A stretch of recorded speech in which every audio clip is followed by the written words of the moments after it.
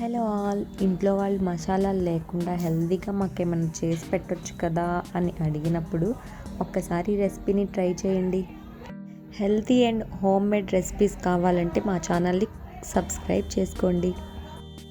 Cooker తీసుకొని 3 table spoon oil వేయండి.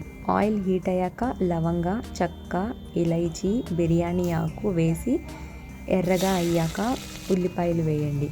ఉల్లిపాయలు గోల్డెన్ బ్రౌన్ కలర్ వచ్చిన తర్వాత అల్లం చిన్నుల్లిపాయ పేస్ట్ వేసి బాగా కలుపుకోండి. తర్వాత పుదీనా, పచ్చిమిర్చి, టమాటా, కొత్తిమీర వేసుకొని బాగా కలుపుకోండి. మూంగ్ దాల్ కిచిడి చేస్తున్నాం కాబట్టి 1 గ్లాసు బియ్యానికి 2 గ్లాసులు వాటర్ తీసుకోండి. అరకప్పు మూంగ్ దాల్ తీసుకోండి.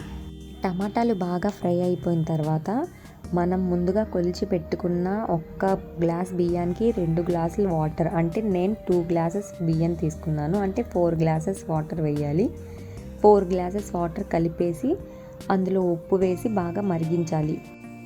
తరువాత మనం ముందుగా నానబెట్టుకున్న బియ్యం, మూంగ్ దాల్ 2 ఆ మరుగుతున్న వాటర్లో వేసి బాగా కలిపి కుక్కర్ మూత పెట్టేయాలి. ఒక 4 విజిల్స్ వస్తే సరిపోయిద్ది. వీడియోలో చూపిస్తున్న విధంగా బాగా ఉడికిపోయిద్ది. చూసారుగా ఎంత సింపుల్గా అయిపోయిందో. ఈజీగా ఒకసారి మీరు కూడా ఇంట్లో ట్రై చేయండి. మా ఛానల్ని సబ్స్క్రైబ్ చేసి పెట్టుకోండి.